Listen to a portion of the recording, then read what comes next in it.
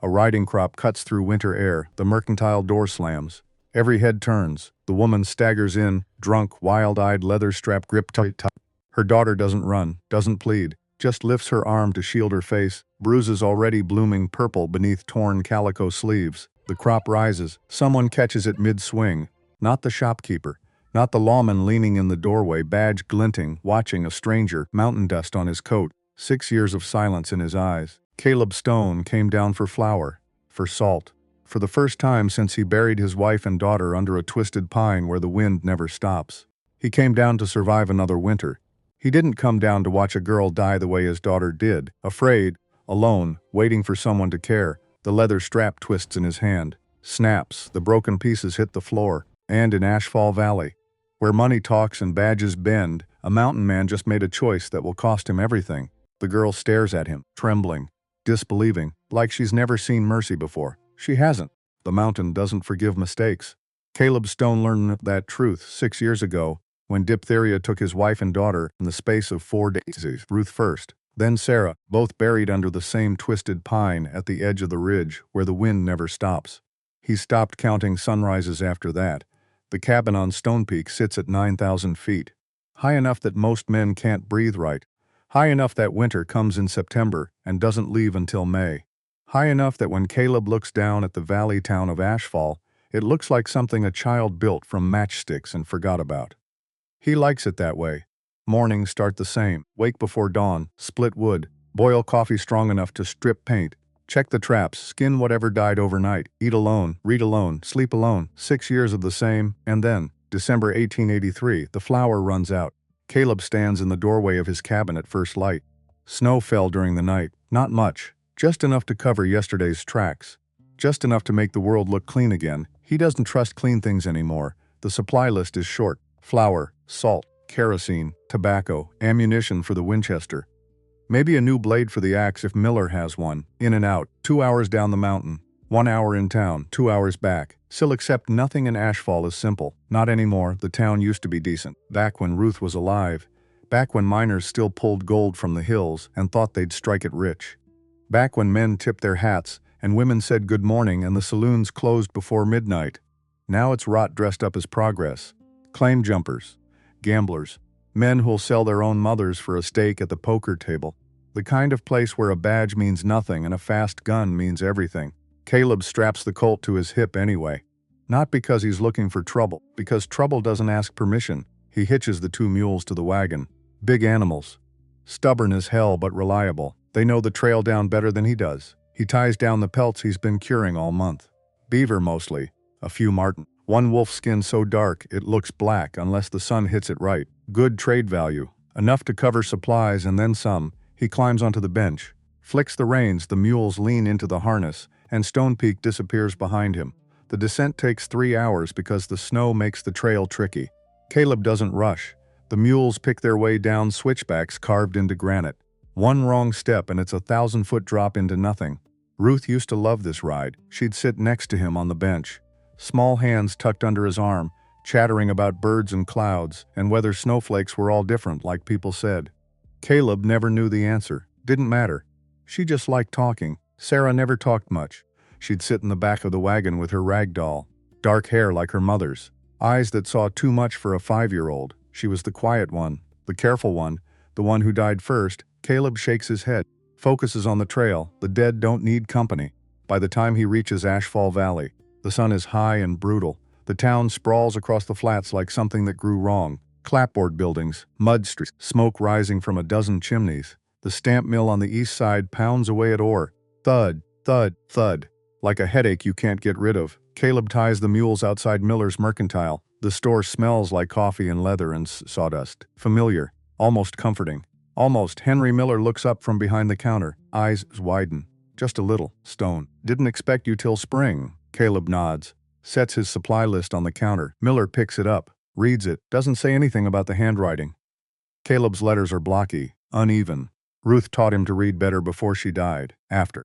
He practiced from her school books. Learned to write because there was nothing else to do during the long winters. Got everything here except the axe blade, Miller says. Shipment got delayed. Should be in next week, Caleb grunts. Doesn't matter. The axe still works. Miller moves around the store, pulls flour from the shelf, counts out ammunition, wraps tobacco in brown paper. He's nervous, keeps glancing at the door. Something wrong? Caleb asks. Miller hesitates, then shakes his head. Town's been tense lately. Sheriff Wade's been leaning on folks. Him and Victor Kane. Making life hard for anyone who doesn't play along. Victor Kane, Caleb knows the name, cattle baron. Owns half the valley. The kind of man who thinks money makes him God. Not my problem, Caleb says. Miller nods. Rings up the total. That's when the bell above the door jingles. The girl who walks in is small, 19 maybe, 20 at most. She's wearing a faded calico dress that's been mended so many times it's more patches than fabric. A wool shawl pulled tight around her shoulders, dark hair tied back, eyes locked on the floor like she's afraid to look up. Caleb doesn't notice her at first. He's counting out gold nuggets on the counter. Miller's weighing them on the scale. But then she moves past him, and her sleeve rides up. The bruises are fresh. Black, purple, yellow at the edges. They wrap around her forearm like someone grabbed her and didn't let go. Like someone held her down. Caleb's hand stops midair. The nugget he's holding drops. It clinks against the counter. For a second. Just 1 second. He's not in Miller's mercantile anymore. He's in his cabin. 6 years ago. Sarah's crying. Ruth's trying to comfort her. There's a bruise on Sarah's arm. Dark. Angry. She fell off the porch, Ruth says. Voice tight. But Caleb knows. He knows. He grabbed Sarah too hard when she ran toward the creek. Scared she'd fall in. Scared she'd drown. He bruised his own daughter because he was afraid. And 2 weeks later she was dead, sir. Miller's voice drags him back. Caleb blinks. The mercantile comes back into focus. The girl is at the far end of the counter now, untying a small cloth bundle. Coins inside. Maybe $1, maybe less. 5 pounds of flour, please, Mr. Miller, she says. Voice barely above a whisper, and a sack of sugar. Miller glances between Caleb and the girl, then sighs. Sure thing, Lorelei. Lorelei, the name sounds old, like something out of a storybook. Caleb doesn't move, just watches. Miller starts measuring out flour. Lorelei stands perfectly still, hands folded, head down, like she's trying to disappear. Caleb's seen animals do that. Deer when they smell a cougar, rabbits when the hawk circles overhead, prey behavior. The door slams open, not opens. Slams. The woman who storms in is 40-something, rail thin, hair wild, eyes bloodshot. She's gripping a riding crop in her right hand, leather, worn smooth from use. Lorelei, the girl, flinches. Whole body goes rigid. Yes, Mama. Mama. Caleb's jaw tightens. The woman. Temperance Whitmore, according to the whispers that start circulating around the store. She weaves slightly as she walks. Drunk, or close to it. I sent you down here an hour ago. Temperance hisses. What the hell are you doing? Gossiping with the shopkeeper? No, Mama. Mr. Miller was just... Shut your mouth. Temperance raises the riding crop. Lorelei doesn't run, doesn't scream, just turns her face away, lifts her arm to protect her eyes. She's done this before. Many times before. The crop swings down and Caleb moves. He doesn't think, doesn't plan. His hand shoots out, catches the leather strap mid-swing. The impact jolts up his arm. The crop stops dead. Temperance stares at him. Shock, then rage. Let go of that, you filthy. Caleb doesn't let her finish. He tightens his grip, twists. The leather strains. Then, snap, the crop breaks in half. Caleb drops the pieces on the floor. Silence. The mercantile has gone dead quiet. Henry Miller frozen behind the counter. Lorelei pressed against the pickle barrel, eyes wide, terrified. Temperance's mouth opens and closes. No sound comes out then. Footsteps, heavy boots on the boardwalk outside, spurs jingling. Sheriff Wade Hutchins pushes through the door. Wade is 42, thick in the shoulders, soft in the gut. He wears his badge like a crown, Colt revolver slung low on his hip. The kind of man who learned early that fear keeps people in line. His eyes sweep the room, land on the broken riding crop. What in God's name is going on here? Temperance points at Caleb. Hand shaking, voice shrill. That savage assaulted me. He destroyed my property. Arrest him. Wade's gaze shifts to Caleb for a moment. They just stare at each other. Wade knows who Caleb is. Everyone in Ashfall knows. The mountain man who buried his family and disappeared. The man who comes down twice a year and doesn't talk to anyone. The man you don't mess with unless you're stupid. Wade isn't stupid, but he's got an audience now. Got to save face. Stone, Wade says, carefully. You know the law. A mother's got rights over her own kin. You can't just interfere. She was gonna hit her, Caleb says, voice low. Gravel over stone, that's her business. No, Wade's jaw tightens. Hand drifts toward his Colt. You got no say in this, Stone. Best you pack up your supplies and head back up that mountain before this gets ugly. Caleb doesn't move behind Wade. The door opens again. This time it's Victor Kane. Victor Kane is 50. Silver hair, expensive suit, gold watch chain gleaming across his vest. He owns the biggest ranch in the valley, runs cattle, runs half the politicians, runs Ashfall without ever admitting it. He steps into the mercantile like he owns it, because he probably does. Problem, Sheriff? His voice is smooth, cultured, the kind of voice that makes threats sound like invitations. Wade gestures at Caleb. Mountain Man here thinks he can break up a family dispute. Victor's eyes slide to Lorelei, then to Temperance. A slow smile spreads across his face. Ah, Mrs. Whitmore. I was just looking for you. Temperance straightens. Tries to compose herself. Mr. Kane. You still owe me that $500, Victor says. Pleasantly. Like he's discussing the weather. From the poker game last month. Remember? Temperance's face goes pale. I'll have it soon. I just need a little more time.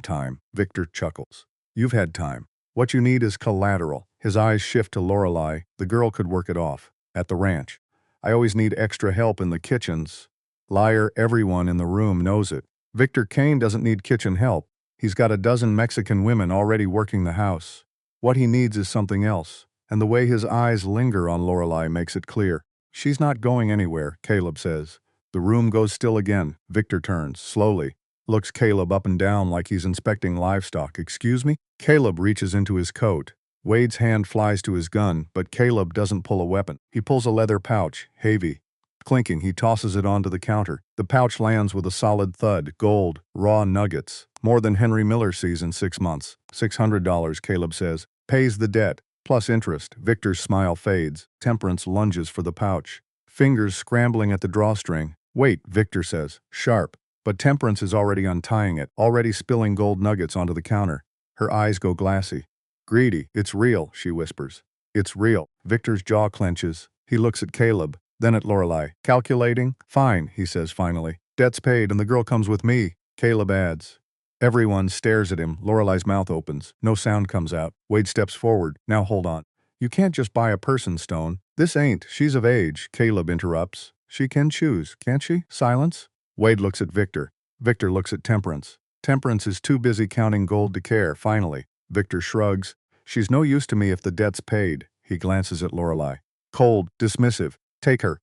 But don't come crying when she turns out worthless. Caleb doesn't answer. He turns to Lorelei. She's pressed against the pickle barrel, trembling.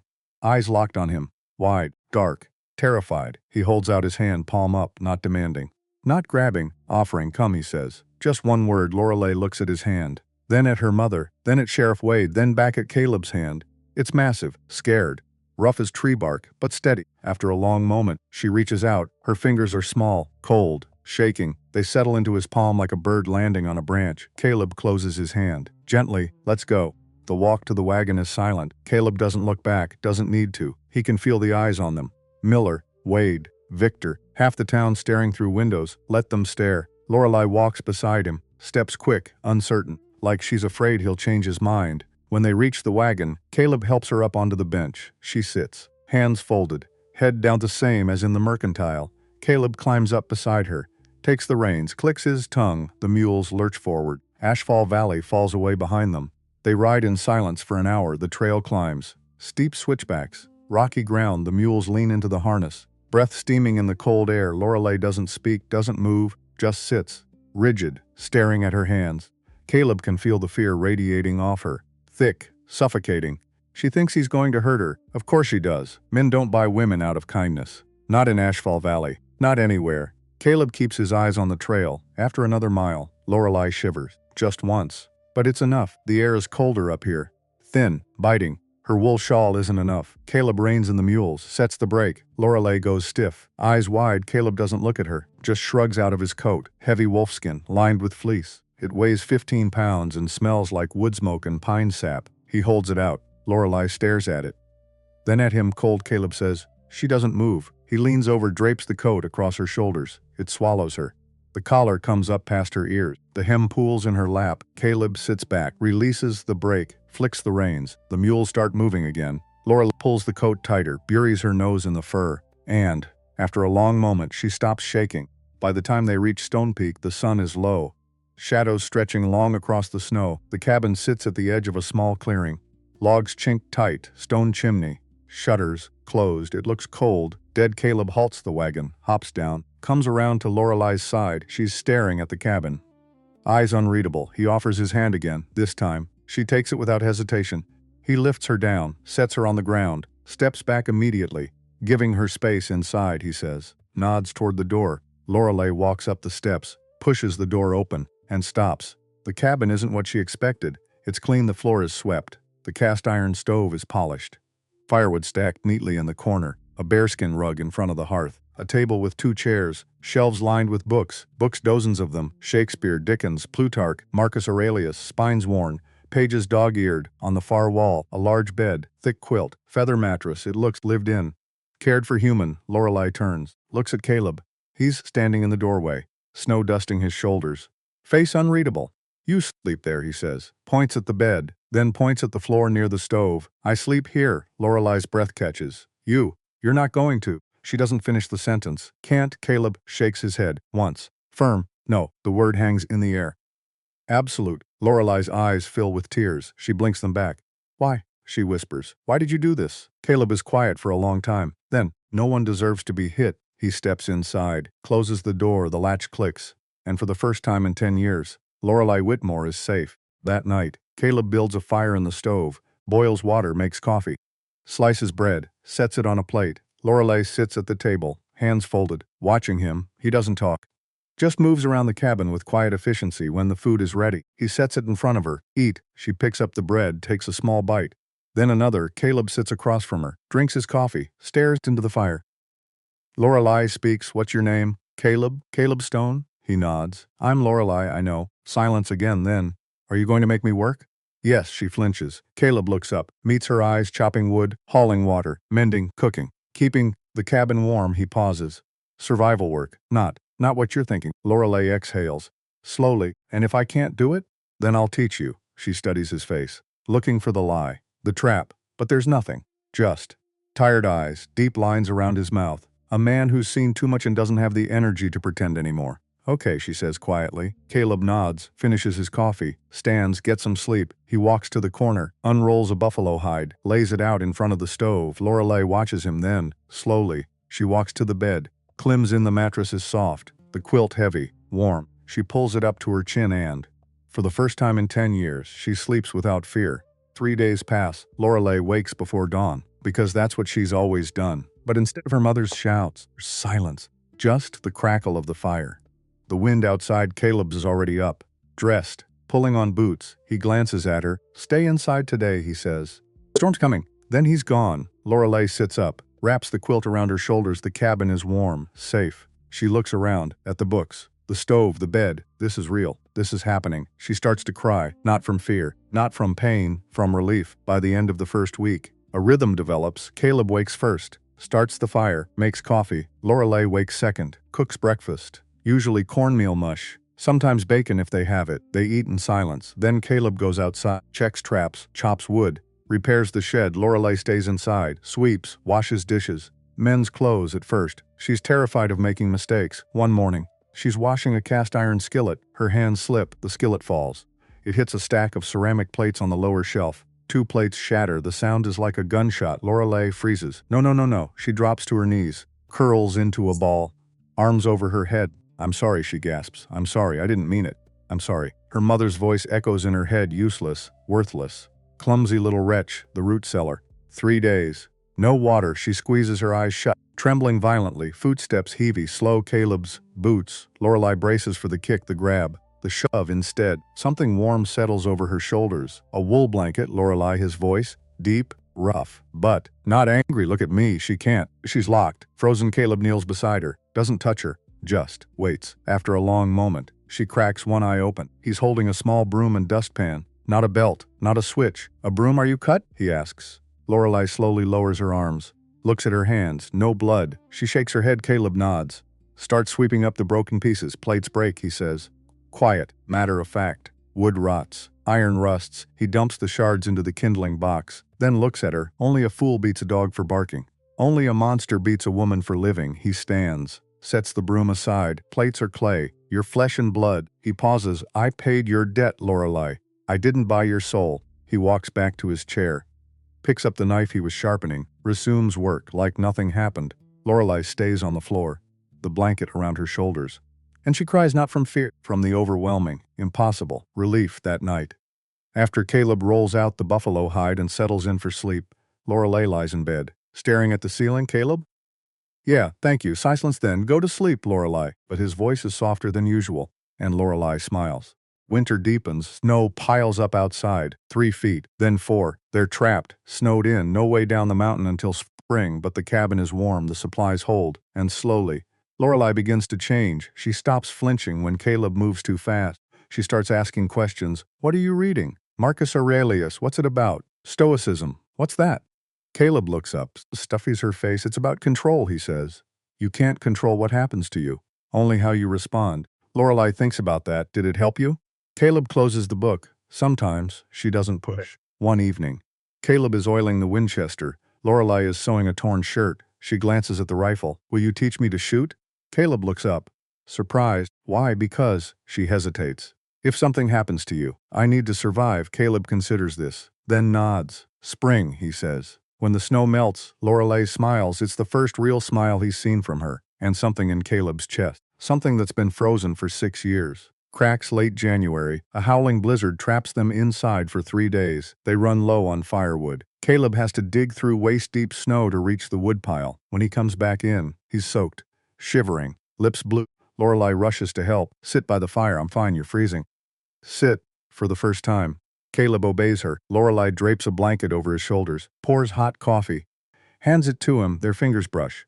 Just for a second, but it's enough. Caleb looks at her, really looks at her, not the broken girl from the mercantile.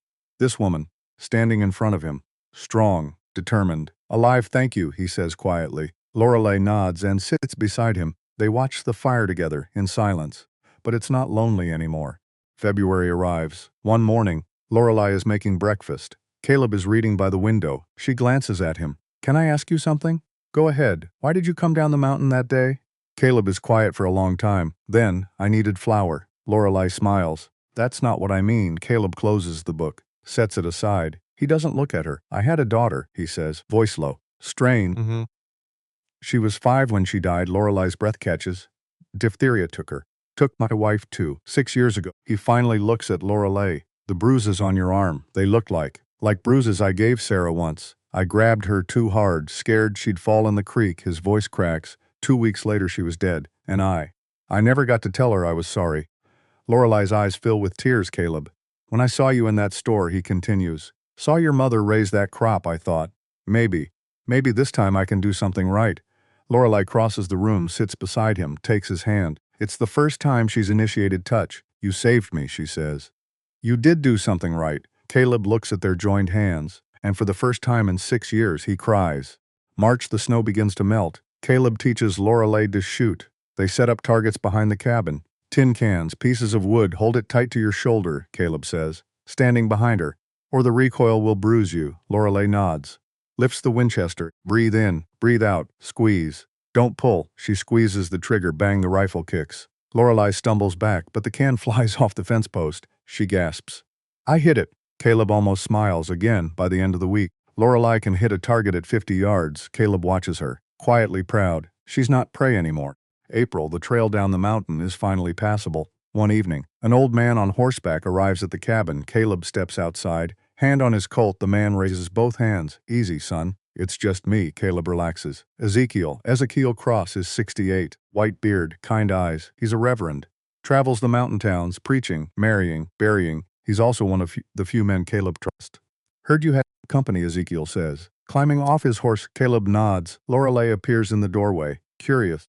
Ezekiel tips his hat. Ma'am, this is Reverend Cross, Caleb says. Old friend. Ezekiel studies Lorelei, then smiles. Lorelei Whitmore. I knew your father. Thomas. Good man. Lorelei's eyes widen. You knew him? I did.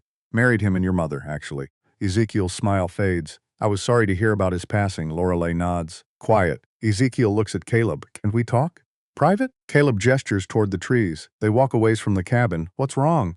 Caleb asks. Ezekiel's face turns grim. Victor Kane is looking for you. Caleb's jaw tightens. Why? Word is, he's not happy about losing that debt, and Sheriff Wade's been spreading stories, saying you kidnapped Lorelei, saying you're dangerous. I paid the debt. Doesn't matter. Kane wants your land. There's a vein of gold running under this ridge. Surveyor found it last fall. Kane's been trying to buy up every claim in the area. Caleb's fists clench. He can't have it, I know. Ezekiel puts a hand on Caleb's shoulder. That's why I'm warning you. He's hired men, gunfighters from Texas. They're coming. Maybe a week, maybe less. Caleb looks back at the cabin at Lorelei, standing in the doorway, safe, smiling. He thinks about Sarah, about Ruth, about losing everything again. Not this time, let them come, he says. Ezekiel nods, sad but understanding. I'll pray for you, son. Pray for them. That night, Caleb tells Lorelei everything. She listens, face pale, when he finishes. She stands. I'll leave. I'll go back down. Tell them you didn't kidnap me. That I chose to stay won't work. They don't care about the truth. Then what do we do? Caleb looks at her. We fight. Lorelei swallows. I don't know if I can. Caleb takes her hands. I'll teach you. And he does. 5 days. That's how long they have. Caleb turns the cabin into a fortress. He boards up windows, reinforces the door, digs a trench around the perimeter. He teaches Lorelei to reload fast, to aim under pressure, to breathe through fear. She's terrified, but she doesn't run. On the 4th night, they sit by the fire. Lorelei looks at Caleb. If we die tomorrow, we won't. But if we do, she takes a breath.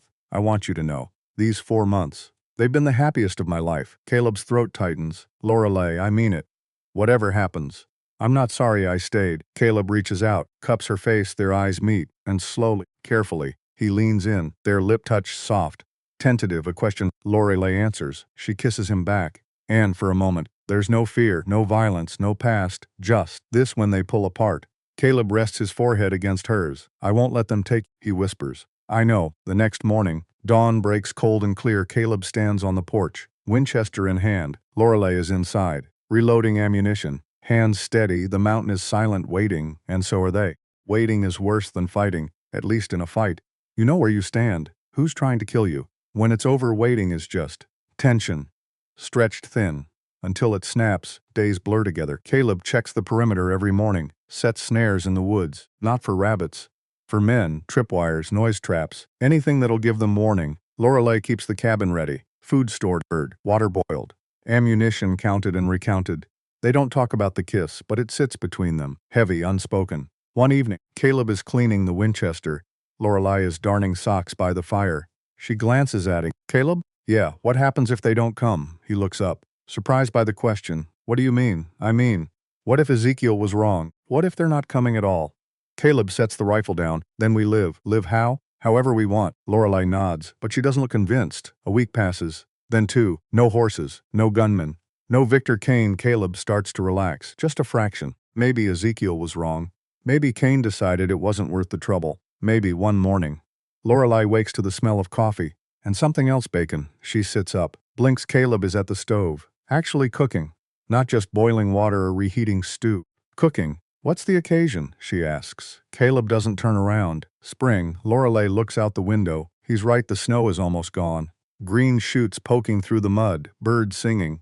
The air smells like pine and wet earth and possibility. Spring. New beginnings. Caleb sets a plate in front of her. Bacon, eggs, bread toasted over the fire. It's the best meal she's had in months. Thank you, she says softly. Caleb nods, sits across from her. They eat in comfortable silence, and for the first time since Ezekiel's warning, Lorelei feels hope. That afternoon, Caleb takes her outside. Come on, where are we going? You'll see. They walk into the woods, following a narrow trail. The ground is soft, muddy. Lorelei's boots squelch with every step. After 20 minutes, they reach a clearing, and Lorelei stops in the center of the clearing. 2 graves, Sybil wooden crosses, names carved into the wood. Ruth Stone, 1870-1877. Sarah Stone, 1872-1877. Lorelei's throat tightens. Caleb stands beside her, silent. I come here every spring, he says finally. Clear the weeds. Make sure the crosses are still standing. He kneels, starts pulling dead grass away from the base of the nearest cross. Lorelei kneels beside him, works in silence. After a while, she speaks. Tell me about them. Caleb's hands still. Ruth was strong. She was a school teacher from Boston, came west because she wanted adventure. He smiles, faint, sad. She got more than she bargained for. And Sarah? Sarah was quiet, like you. She loved birds. Used to sit on the porch and watch them for hours. He pauses. She didn't talk much, but when she did, you listened. Lorelei wipes her eyes. They would have liked you, Caleb says. Lorelei looks at him. Surprised, you think so? I know so. They finish clearing the graves. Caleb takes off his hat, bows his head. Lorelei does the same, and, for a moment, the 4 of them are together, the living and the dead, sharing the same quiet space, walking back. Lorelei slips. The mud is slick. Her boot slides out from under her. She yelps. Caleb catches her, one arm around her waist. Pulling her upright, they freeze, his arms still around her, her hands pressed against his chest. They're so close Lorelei can see the gold flecks in his eyes, the scar on his jaw, the way his beard has a single strand of silver running through it. "You okay?" he asks. Voice low, Lorelei nods. But she doesn't step back, neither does he. "Caleb?" "Yeah, I don't know how to do this." "Do what?" "This." She gestures between them.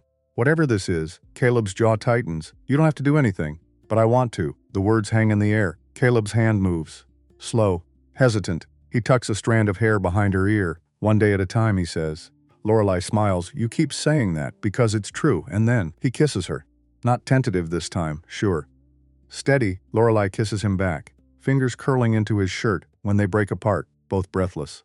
Caleb rests his forehead against hers. "Stay," he whispers. "I'm not going anywhere."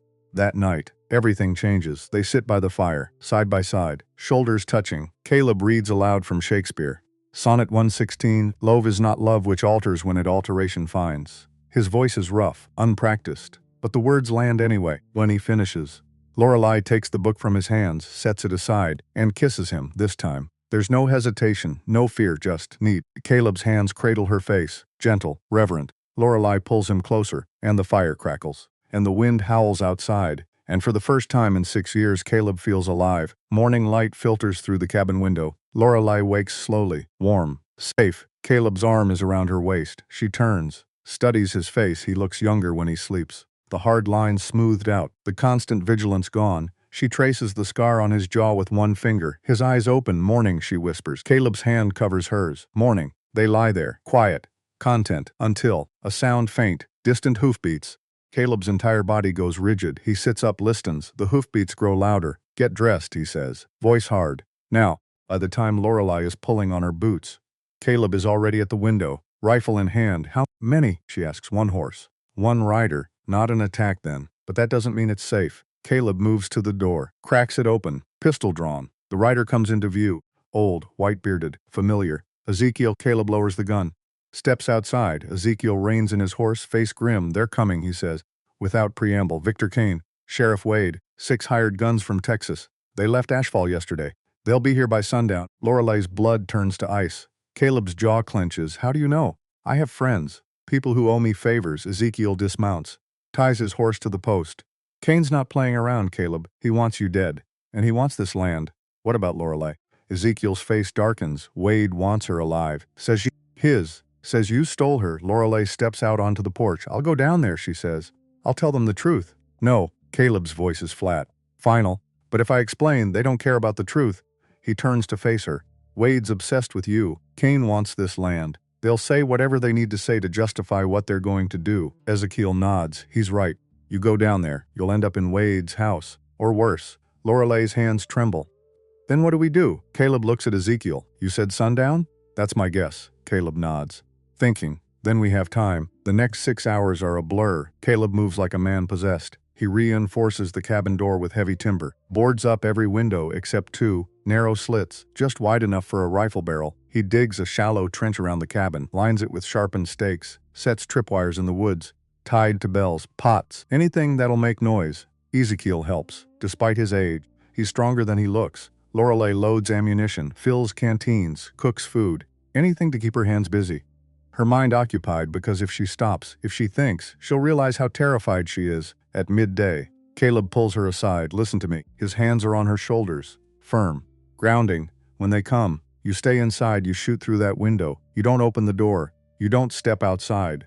No matter what happens, Caleb, no matter what." His eyes are fierce, desperate. "If I fall, if something happens to me, you run. There's a tunnel under the cabin, leads out to the woods. You take the horse, ride to Silverton, find the marshal, tell him everything. I'm not leaving you. You will if I tell you to." "No." Caleb's jaw tightens. Lorelei. "No." Her voice is stronger now. "I'm not running. Not this time. If they come, we fight."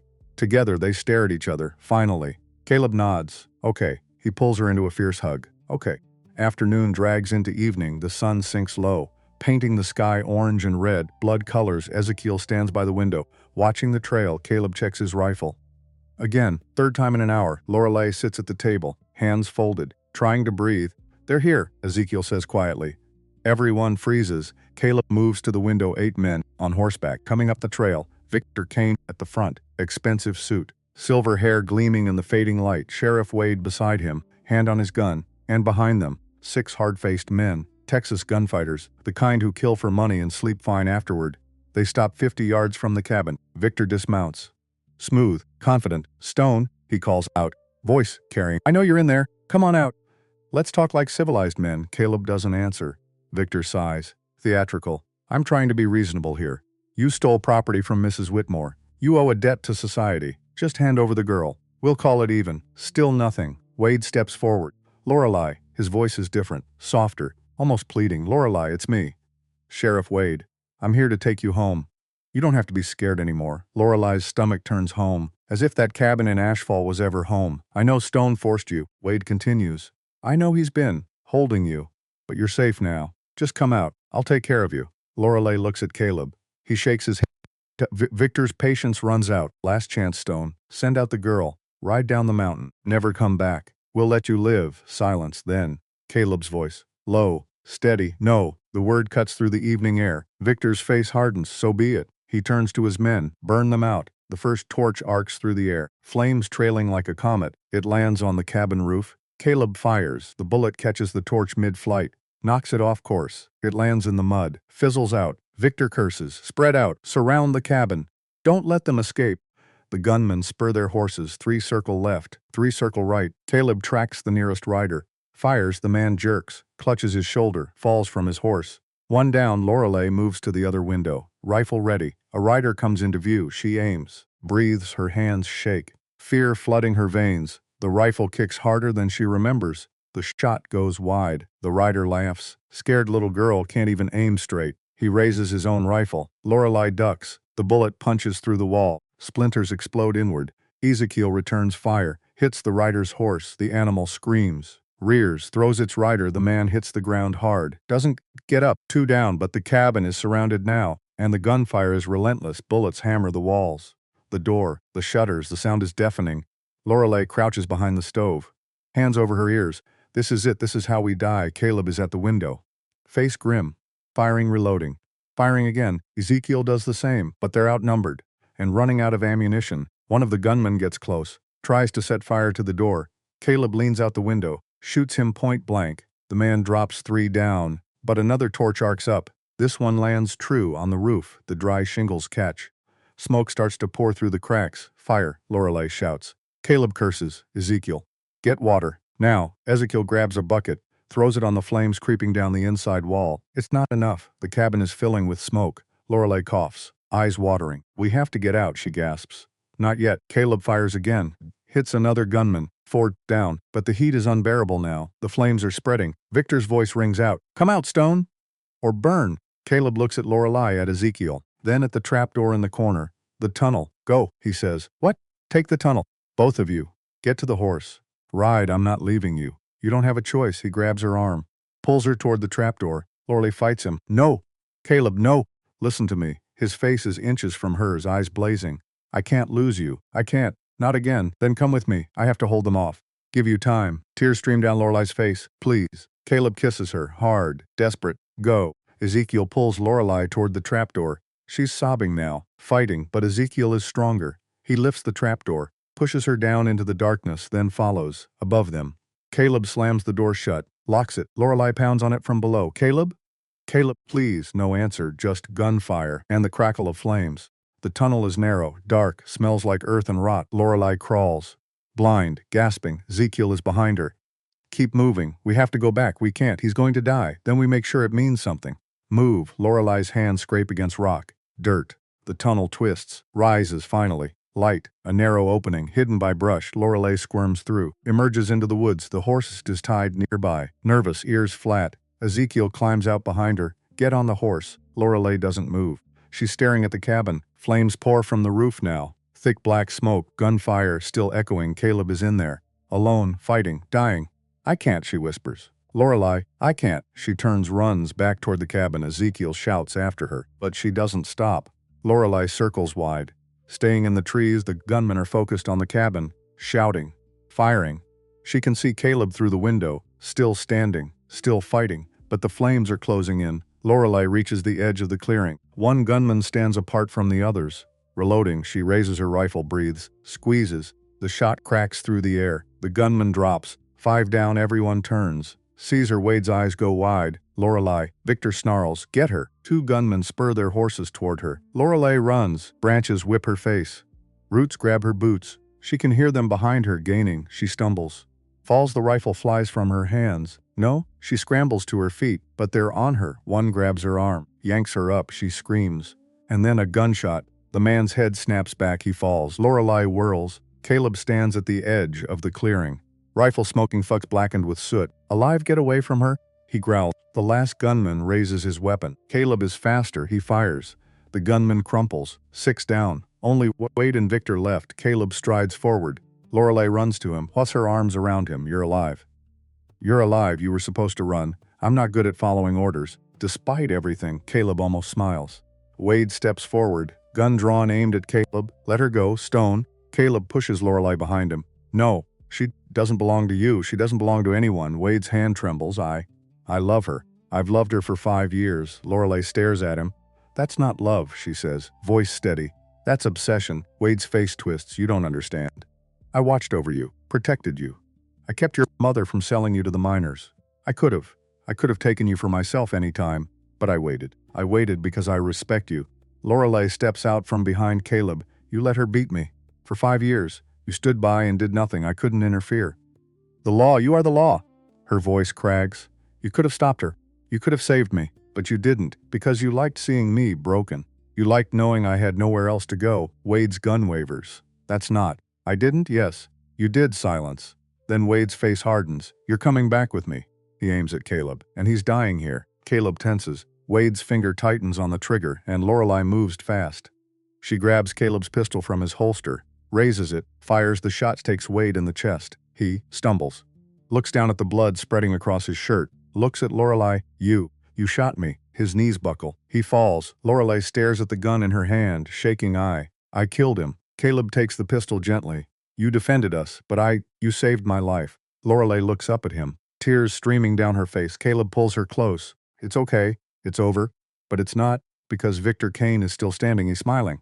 "Well," Victor says, "this is unfortunate." He doesn't draw his gun, just stands there. Calm, collected. "You've made quite a mess, Stone. 6 dead men, a sheriff, all on your property. Self-defense, is it?" Victor tilts his head. "Or is it murder?" "The law might see it differently." Caleb's grip tightens on his rifle. Victor holds up a hand. "I'm not here to fight. Not anymore. I'm a businessman, and I recognize when a deal has gone bad. What do you want?" "To make a new deal." Victor steps closer. "You killed 6 of my men. That's expensive, but I'm willing to forgive it. In exchange for this land, no, think about it. You sign over the deed. I pay you, let's say, $5,000. You and the girl ride off into the sunset, live happily ever after. Everyone wins." Caleb's jaw clenches. "This is my home. It's a shack on a rock. You can build another?" "No." Victor's smile fades. "You're making a mistake." "Probably." Victor sighs. "I tried to be reasonable." He turns, walks to his horse, looks back at Caleb. "You'll regret this, Stone. I have lawyers, judges, friends in Denver. By the time I'm done, you'll hang for murder, and your little whore will hang right beside you." Lorelei flinches. Caleb raises his rifle. Victor laughs. "Go ahead. Shoot me. Prove me right." Caleb's finger hovers over the trigger, but he doesn't fire. Victor smirks. "Didn't think so." He spurs his horse, rides off into the gathering dark. The cabin is still burning. Caleb and Lorelei stand in the clearing, watching their home turn to ash. Ezekiel emerges from the woods, sees the bodies, sees Wade, crosses himself. "Lord have mercy." Yeah. He walks over to Caleb and Lorelei. "We need to leave. Now." Victor will be back with the law, or more guns. Either way, Caleb shakes his head. "I'm not running, Caleb. I'm not running." His voice is hard. "Final. This is my land. My home. I buried my wife and daughter here. I'm not leaving them." Ezekiel looks at Lorelei. She takes Caleb's hand. "I'm staying too." Ezekiel closes his eyes, prays, opens them. "Then we fight." They spend the night in the woods. No fire. Too risky. Just cold and darkness. And the smell of smoke. Lorelei sits with her back against a tree, Caleb beside her. Ezekiel keeping watch. "I killed a man," Lorelei says quietly. Caleb looks at her. "I know. I don't feel bad. I should feel bad. Shouldn't I? He was going to kill me. I know. But I still took a life." Caleb is quiet for a long time. "After I killed the men in Nevada, the ones who killed Sarah. I waited to feel guilty. I waited for God to punish me. For nightmares. Did they come? No, he looks at her. Because I wasn't sorry, I'm still not. They deserve to die. And I'd do it again. Lorelei leans against him. Do you think we're bad people? I think we're survivors. She closes her eyes. And despite everything, she feels safe. Continuing with the remaining story sections through the trial, baby birth, family growth, and epilogue to reach 25,500 words. Morning comes cold and gray. Ezekiel wakes them. Riders. Caleb is on his feet instantly. How many? One. Not an army. Not the law, just one rider. They watch from the trees. The rider approaches the burned cabin. Old, weathered. Wearing a long coat, he dismounts, studies the bodies, then turns, looks directly at the woods. Stone, I know you're there. Come on out. The voice is familiar. Caleb frowns, steps into the clearing. The man turns, smiles. Hello, Caleb. It's Samuel Cross, but not Reverend Cross. This man is younger. 50 maybe. Hard eyes, confident stance, a badge pinned to his chest. U.S. Marshal. You're not Ezekiel, Caleb says. The man laughs. No, I'm his son, Samuel Cross. U.S. Marshal out of Denver. He glances at Ezekiel stepping out of the woods. Hello, Pa. Ezekiel nods. Samuel. Caleb's hand drifts toward his gun. Samuel notices. Easy. I'm not here to arrest you. Then why are you here? Samuel looks around at the bodies. Because my father sent a telegram. Said there was trouble brewing. And I know Victor Kane. Know his reputation? He walks over to Wade's corpse. This the sheriff? Yes. He draw first? Yes. Samuel nods. Self-defense then. He pulls out a notebook. Starts writing. Here's how this is going to go. I'm filing a report. Says Victor Kane hired 6 gunmen to assault your property. You defended yourself. Sheriff Wade was killed in the crossfire. Tragic. But justified. Caleb stares at him. Why would you do that? Samuel looks up. Because Victor Kane is a criminal. Been running roughshod over this territory for years. Bribing judges. Intimidating witnesses. I've been trying to bring him down for a long time. He closes the notebook. And you just gave me the evidence I need. Lorelei steps forward. What about Victor? He's still out there. Samuel's smile is cold. Not for long. With Wade dead and his men gone, Kane's lost his leverage.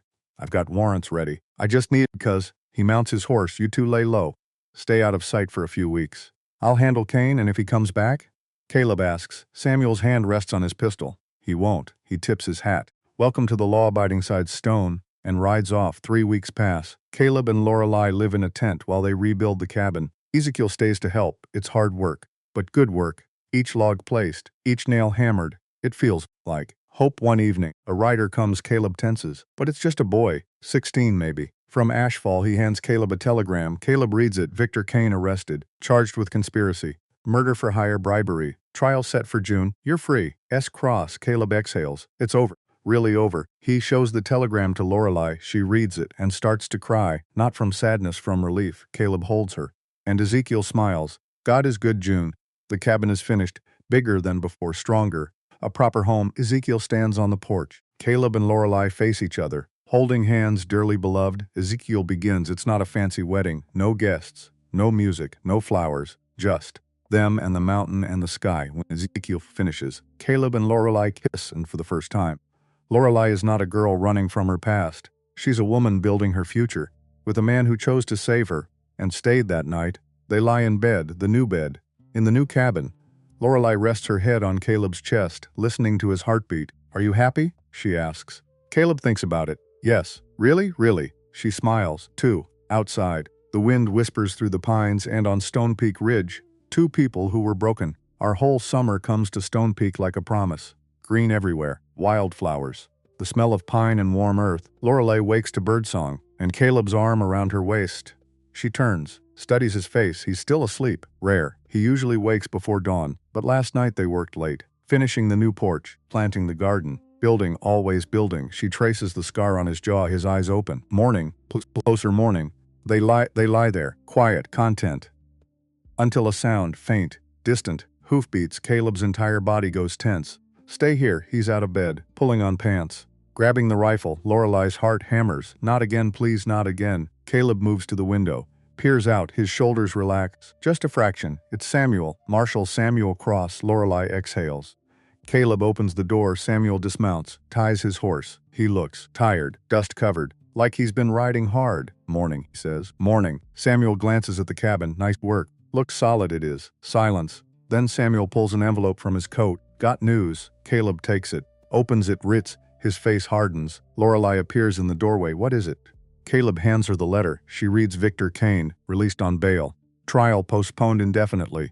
Judge ruled insufficient evidence. No. Lorelei looks up. How? Samuel's jaw clenches. Money. Kane bought the judge, bought witnesses, got half the charges dropped and the other half delayed, tangled up in legal red tape.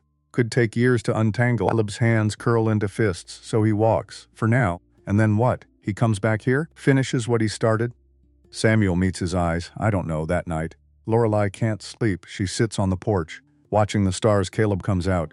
Sits beside her. We could leave, she says quietly. What? We could go. California, Oregon. Somewhere Kane can't find us. Caleb shakes his head. This is our home. It's just land, Caleb. No, his voice is firm. It's where Ruth and Sarah are buried. It's where we got married. It's where we're building a life. He takes her hand. I won't let him chase us away. Lorelei looks at him, at the determination in his eyes, and nods. Okay. But neither of them sleeps that night. A week passes, then two. No sign of Victor Kane. No riders. No threats, just silence. Which is somehow worse. Caleb starts carrying the rifle everywhere. Even to the garden. Lorelei notices. You can't live like this. Like what? Always waiting for the other shoe to drop. Caleb doesn't answer, because she's right. But he doesn't know how to stop. One morning, Lorelei is in the garden, pulling weeds. Checking the tomatoes, she hears something rustling in the trees. She freezes. Caleb? No answer. He's at the creek, checking traps. Too far to hear. The rustling gets louder. Lorelei's hand drifts to the pistol on her hip. Caleb insists she carry it now. Always. She draws it, aims at the trees. Who's there? A figure emerges. Lorelei's finger tightens on the trigger, and then a deer. Just a deer. Young. Wide-eyed. Staring at her. Lorelei lowers the gun. Logs a shaky, relieved laugh. The deer bolts, and Lorelei sits down in the dirt, heart pounding. This is no way to live. That evening, she confronts Caleb. We need to end this. End what? This. Waiting. Hiding. Jumping at shadows. Caleb sets down his book. What do you want me to do? I don't know. But we can't keep living in fear. I'm not afraid. Yes, you are. We both are. Caleb's jaw tightens, but he doesn't argue, because she's right. Agon. So what do we do? He asks finally. Lorelei takes a breath. We go to Denver. We testify. We make sure Victor Kane never walks free again. They won't listen to us. They might. And if they don't, then at least we tried. Caleb stares at her, at this woman who was terrified to speak a year ago, now suggesting they ride into the belly of the beast. When did you get so brave? He asks, smiles, sad, determined. You showed me how. 3 days later, they ride down the mountain, leaving Ezekiel to watch the cabin. The journey to Denver takes a week. Long, dusty, exhausting, but they make it. Denver is overwhelming. Buildings 3 stories tall, paved streets, electric lights. Lorelei has never seen anything like it. She clings to Caleb's arm. It's so big. Caleb nods. Doesn't like it either. Too many people. Too much noise. They find the courthouse, a massive stone building, columns, steps. Intimidating as hell. Caleb takes a breath. Ready? Lorelei nods. They climb the steps. Inside, the courthouse is even worse. High ceilings, echoing halls. Men in expensive suits talking in low voices. Caleb and Lorelei look. Out of place, Caleb in his worn buckskin. Lorelei in her simple dress. Mountain folk in a city world. They find the clerk's office. Ask to see the judge, the clerk. A thin man with spectacles. Looks them up and down. Do you have an appointment? No, then you'll have to wait. How long? Could be hours. Could be days. Caleb's fists clench, but Lorelei puts a hand on his arm. We'll wait. They wait for 6 hours, on a hard wooden bench, watching lawyers and clerks hurry past. No one looks at them. No one cares, finally. As the sun is setting, a door opens. Stone? Caleb Stone? They stand. A young man in a suit gestures them forward. Judge Whitaker will see you now. Judge Whitaker is 60. Gray hair, sharp eyes. He sits behind a massive desk, looking at papers. Doesn't look up when they enter. You have 2 minutes, he says. Make it count. Caleb steps forward. My name is Caleb Stone. This is my wife, Lorelei. We're here about Victor Kane. Now the judge looks up. What about him? He tried to kill us. Hired 6 men. Burned our cabin. We defended ourselves. And now he's out on bail. Yes. I'm aware of the case. Then you know he's guilty. The judge's eyes narrow. I know he's accused. There's a difference. He admitted it. In front of witnesses. Which witnesses? Marshal Samuel Cross. Marshal Cross-Eye's report was incomplete. Inconclusive. Caleb's jaw clenches. That's not true. Are you calling me a liar? I'm saying someone got to you. The room goes cold. The judge stands. Get out. Excuse me? Get out. Before I have you arrested for contempt. Lorelei steps forward. Please. We're just asking for justice. The judge looks at her. Really looks at her. Something shifts in his face. What's your name again? Lorelei. Lorelei Stone. Stone. Not Whitmore? I was Whitmore. Before I married, the judge sits back down, stares at her. Temperance Whitmore's daughter. It's not a question. Lorelei nods. The judge is quiet for a long moment. I knew your mother, he says finally. Years ago. Before the drinking. Lorelei doesn't know what to say. She was different then. Kind. Before your father died, he picks up a pen. Taps it on the desk. I heard she passed. Yes, sir. And I heard rumors about how she treated you. Lorelei's throat tightens. Yes, sir. The judge nods, sets down the pen. Tell me everything. From the beginning. They talk for 2 hours. Lorelei tells the story. The beatings. The fear. Caleb's rescue. The attack. Wade's death. All of it. The judge listens. Takes notes. Doesn't interrupt. When Lorelei finishes. Her voice is hoarse. The judge sits back. Victor Kane is a powerful man. He has resources. Friends in high places. Caleb's heart sinks. Here it comes. The brush off the apology. But then, however, the judge's voice hardens. I don't like powerful men who think they're above the law. Stands? I'm reopening the case, full investigation, new trial date. And this time, I'll be presiding. Lorelei gasps. You will? I will. He looks at Caleb. Kane will fight. Hard. He'll drag this out. Try to intimidate you. Maybe try to kill you again. Let him try. The judge almost smiles. I'll assign you a marshal for protection. Someone I trust. We don't need. Yes. You do? Caleb wants to argue, but Lorelei squeezes his hand. Thank you, she says to the judge. He nods. Go home. Wait. I'll send word when we have a trial date. They leave the courthouse as the sun sets. Denver glows in the twilight, electric lights flickering on. Lorelei stops on the steps, looks at the city. At this new world, we did it, she whispers. Caleb pulls her close. We did, and for the first time in months they breathe. The ride back to Stone Peak takes 9 days, because they're not rushing. They stop, rest. The journey. On the 5th night, they camp by a stream. Caleb catches fish. Lorelei roasts them over the fire. They eat in comfortable silence, watching the stars. I've been thinking, Lorelei says. About? The future. Caleb looks at her. What about it? Lorelei takes a breath. I'm pregnant. The words hang in the air. Caleb freezes. What? I'm pregnant. About 2 months, I think. Caleb stares at her. His mouth opens. Closes. No words come. Lorelei's face falls. You're not happy? Caleb shakes his head, not in disagreement, in disbelief. Are you sure? Yes. How long have you known? A few weeks. Why didn't you tell me? Because I was scared. Caleb's eyes soften. Of what? That you wouldn't want it. That you'd think of Sarah. And Ruth. And, her voice breaks. Caleb crosses to her, kneels, takes her hands. I'm terrified, he says. Lorelei's heart sinks. But then, I'm terrified because I already lost a daughter, a wife, and the thought of losing you. Or this baby. It breaks me. He places a hand on her stomach. But I'm so happy. Lorelei starts to cry. Caleb kisses her. We're having a baby. And they hold each other.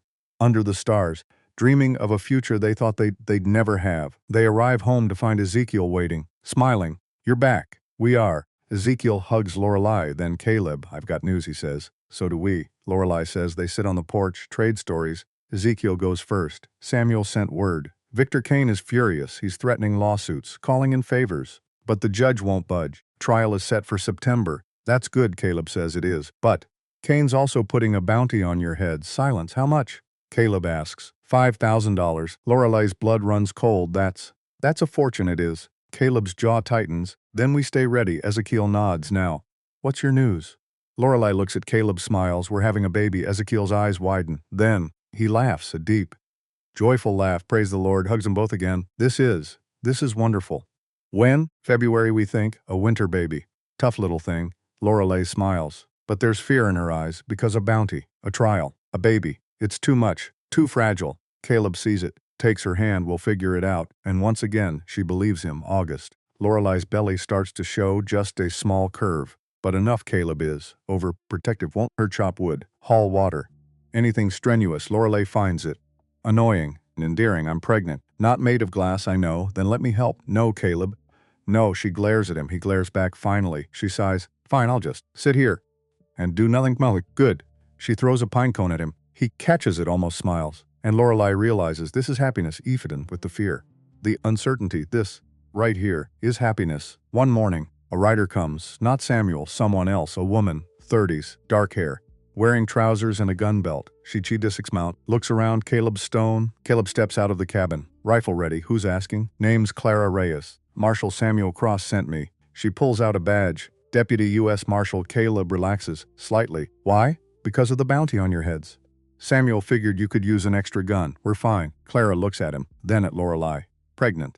Standing in the doorway. You sure about that? Caleb hesitates. Lorelei steps forward. We'd appreciate the help. Clara smiles. Smart woman. Clara stays. Sets up camp near the cabin. Patrols the perimeter. Keeps watch. Lorelei likes her. She's competent. No nonsense. Doesn't coddle. One afternoon, Lorelei asks, how'd you become a marshal? Clara is cleaning her rifle. Long story. I've got time. Clara looks at her. Considers. My husband was killed. By outlaws. I hunted them down. Killed 3 of them. The 4th. I brought in alive. She sets down the rifle. Samuel was the marshal who took my report. He saw something in me. Offered me a job. Do you ever regret it? What? Killing them? Yes. Clara shakes her head. They murdered my husband in cold blood. Burned our ranch. They deserved what they got. She looks at Lorelei. You ever kill anyone? Lorelei hesitates, then nods. Sheriff Wade, the one who was obsessed with you? Yes. How do you feel about it? Lorelei thinks. I don't regret it. He was going to kill Caleb. But sometimes I see his face. When I close my eyes, Clara nods. That's normal. Means you're human. Does it ever go away? No. But it gets easier. Lorelei doesn't know if that's comforting or terrifying. September arrives. The trial is 2 weeks away. Caleb and Lorelei prepare to travel to Denver. Again, but this time, Clara comes with them and Ezekiel, 4 of them. A small army. The night before they leave, Caleb can't sleep. He sits on the porch, staring at the stars. Lorelei joins him. You okay? No, me neither. They sit in silence. Then Caleb speaks. What if something happens? What if Cain's men? What if they won't? You don't know that. No, I don't. She takes his hand. But I know you'll fight like hell to protect us. And I'll do the same. Caleb looks at her. At this woman who was once too scared to speak. Now, ready to face down a cattle baron. How did you get so strong? He asks. Lorelei smiles. You showed me how. The journey to Denver is tense. Every shadow, every sound could be an ambush, but nothing happens. They arrive 3 days before the trial.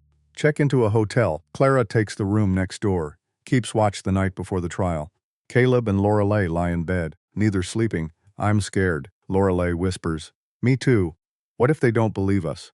They will. How do you know? Because the truth is on our side. Lorelei wants to believe him, but she's seen how the world works. Money talks louder than truth. She places a hand on her belly, feels a flutter, the baby moving for the first time. Caleb, yeah?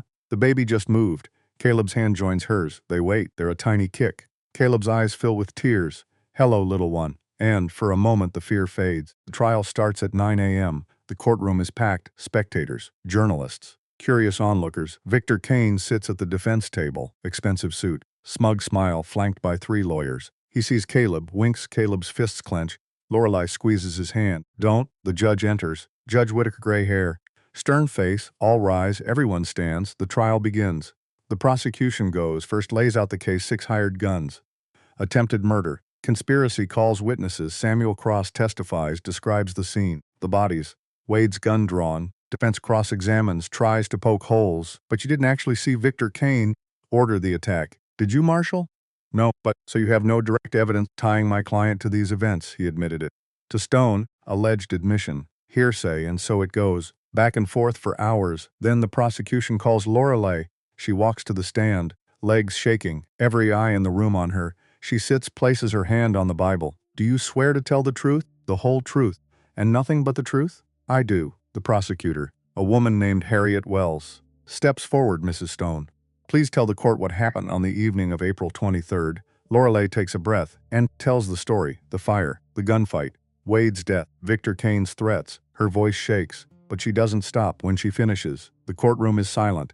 Harriet nods. Thank you. No further questions. Then the defense attorney stands, a man named Pierce.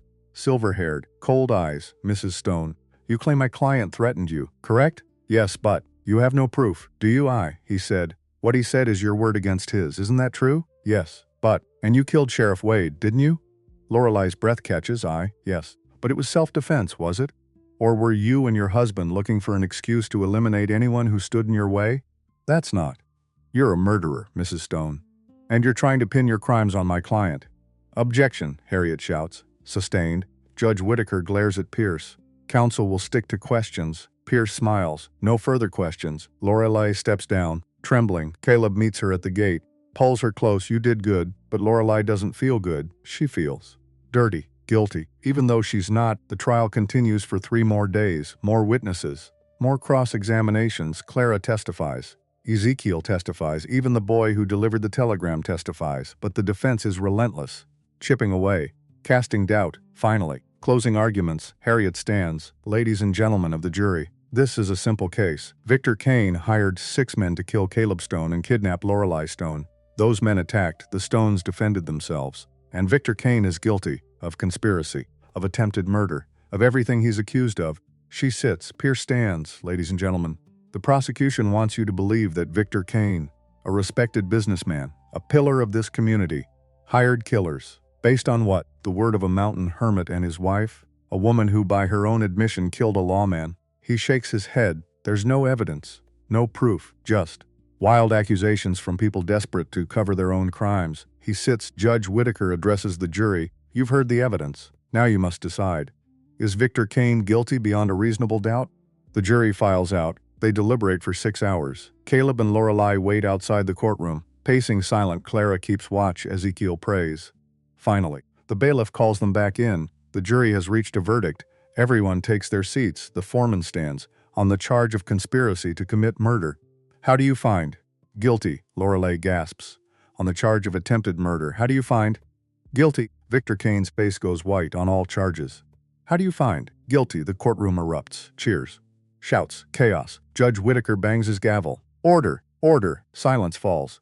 He looks at Mr. Kane. Mr. Kane, you've been found guilty on all counts. Sentencing will be held in 1 week.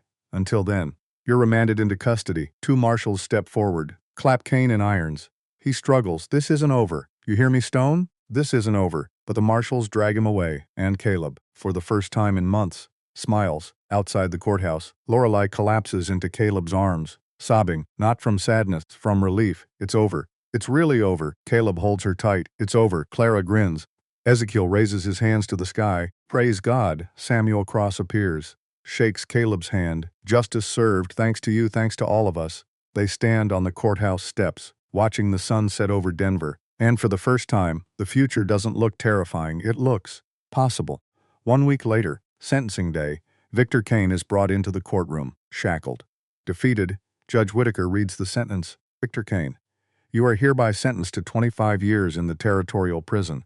With no possibility of parole, Kane's face crumples. You'll also forfeit all assets acquired through illegal means, which amounts to approximately 70% of your holdings. Kane slumps in his chair, broken. The marshals lead him away, and this time, he doesn't shout, doesn't threaten, just goes quietly. That night, Caleb and Lorelei sit in their hotel room, exhausted. But free. We should go home, Lorelei says. Yeah, I miss the cabin. Me too. Lorelei stands, walks to the window, looks out at the city. Do you think we'll ever come back here? Caleb joins her. I hope not, she laughs, turns into his arms. I love you too. They hold each other, 2 people who found each other in the darkness and built a light. The journey home takes 8 days. Slower this time, because Lorelei is 6 months pregnant now, and tired easily, but they don't mind. They stop often, Rhett talk, dream, about the baby, about the future, about the life they're building. They arrive at Stone Peak in late September. The aspen trees are turning gold. The air is crisp. Perfect home. Ezekiel stayed behind to tend the cabin. He greets them with a huge smile. And fresh bread and coffee. They sit on the porch, watching the sunset. I'm thinking about building a crib, Caleb says. Yeah, oak maybe. Strong. Something that'll last. Lorelei smiles. I'd like that. Ezekiel chuckles. You 2 are going to be good parents, you think so? Lorelei asks. I know so. Winter comes, snow falls, the cabin stays warm. Lorelei's belly grows. Caleb fusses, builds the crib, chops extra wood, makes sure they have enough supplies for months. Clara visits once a month, checking in, bringing news from the valley. Victor Kane is in prison. Miserable, his empire dissolved, his name ruined, and no one mourns him. February, a blizzard traps them inside for 3 days. On the 3rd night, Lorelei wakes, pain, sharp. Intense. Caleb, he's awake instantly. What's wrong? The baby. I think it's coming. Caleb's face goes white. Now.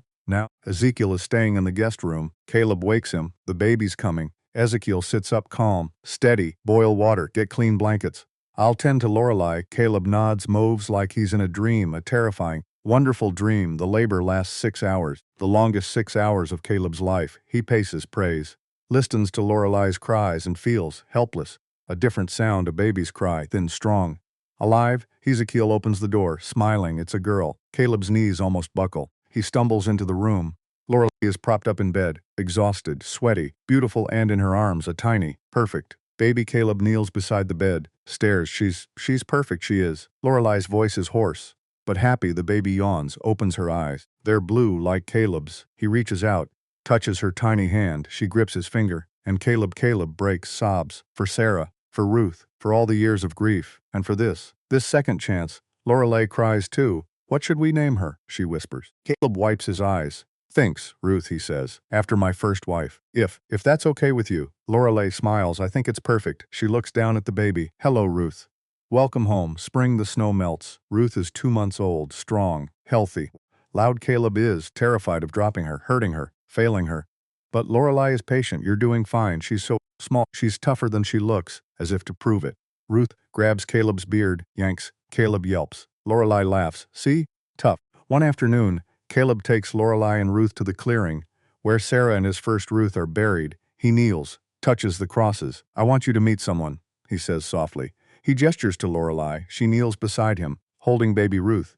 This is Ruth, your granddaughter and niece, I guess. He smiles, sad, but genuine. She's named after you. Lorelei places a hand on his shoulder. And this is Lorelei, my wife. She's amazing. I wish you could have met her. The baby coos. Caleb laughs. Ruth likes her name. I think. They sit there for a while. 4 generations connected by love and loss and hope. Summer. Ruth is 5 months old, starting to sit up, grabbing everything. Caleb builds an addition to the cabin, a second bedroom for Ruth. She's 5 months old.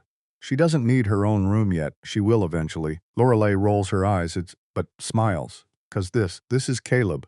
Always movies planning, always moving forward. One evening, Clara visits, brings gifts. A stuffed bear for Ruth, coffee beans for Caleb, fabric for Lorelei. They sit on the porch, watching the sunset. You two look happy, Clara says. We are, Lorelei replies. Good. You deserve it. Clara stands to leave, but before she does, she hugs them both. Thank you. For what? Caleb asks. For reminding me that good things can still happen. Even in this harsh world. She mounts her horse, rides away, and Lorelei thinks yes. Good things can still happen. Fall. Ruth is 9 months old, crawling, getting into everything. Caleb is exhausted, but happy. One morning, Lorelei finds him asleep in the rocking chair. Ruth asleep on his chest. She stands in the doorway, watching them, her family, her home, and thinks, this is it, this is what I was waiting for. Not rescue, not safety. Love, real, honest, imperfect love. Winter again. Ruth's first birthday. Ezekiel comes to visit, brings a hand-carved toy horse. Ruth loves it. They have a small celebration cake, presents, laughter. That night, after Ruth is asleep, Caleb and Lorelei sit by the fire. I've been thinking, Lorelei says, about having another baby. Caleb looks at her. Surprised. You sure? I am. I want Ruth to have a sibling. I want a big family. Noise, chaos. Love. Caleb smiles. Okay. And they kiss. 3 years pass. Ruth is 4. A wild, fearless child. Climbs trees. Chases rabbits, demands stories every night, and she has a brother, Emmett, 2 years old, quieter than Ruth, more thoughtful, but just as loved. The cabin has expanded again. 3 bedrooms now, a proper kitchen, a barn for the animals. It's a homestead, a real home. One night, after the children are asleep, Caleb and Lorelei sit outside, wrapped in blankets, watching the stars. Do you ever think about that day? Lorelei asks. Which day? The day you came down the mountain and saw me in the mercantile. Caleb is quiet. Then every day. Do you regret it? Caleb turns to look at her. Never. Even with everything that happened? The fire. The trial. Almost dying? Especially because of that, he takes her hand. You made me want to live again. You, and Ruth, and Emmett. You're my reason. Lorelei's eyes fill with tears. I love you. I love you too. They sit in silence. 2 people who found each other in the dark and built a life in the light. 10 years later, the year is 1895. Ruth is 10. Emmett is 7. And there's a third child now, Grace, 3 years old, wild red hair, freckles, laughter that fills the cabin. Caleb is 50, silver threading through his beard, lines around his eyes, but still strong, still steady. Lorelei is 31, still beautiful, still fierce. They sit on the porch, watching their children play, Ruth teaching Emmett to track deer, Grace chasing butterflies. We did good, Caleb says. Lorelei smiles. We did. You ever miss the valley? God, no. Caleb laughs. Me neither. They hold hands and watch the sun set over Stone Peak, over the home they built, the family they made, the life they fought for and won. Epilogue. The year is 1919. 34 years since that December morning in Miller's Mercantile. Caleb is 63, gray-haired, slower but still kicking. Lorelei is 55, still beautiful, Still strong, Ruth is married, living in Silverton with her husband, a rancher. They have 3 children. Emmett is a schoolteacher in Denver, unmarried, but happy. Grace is 27, a nurse, traveling with the railroad doctors, helping people, saving lives. Caleb and Lorelei are alone again, in the cabin on Stone Peak where it all began. One evening they sit on the porch like they always do, watching the sunset. Do you ever regret it? Lorelei asks. Regret what? Spending $600 on a scared girl in a mercantile. Caleb is quiet for a moment, then he laughs. Soft, warm, best money I ever spent. Lorelei smiles, rests her head on his shoulder. I'm glad you came down that day. Me too. They sit in silence. Who saved each other? Who built something beautiful from the ashes of pain? Who proved that love, real love, is worth fighting for? The mountain doesn't forgive mistakes, but it rewards those brave enough to stay. Caleb and Lorelei stayed, and they won. Not against Victor Kane, not against the law, but against fear, against despair, against the belief that broken things can't be fixed.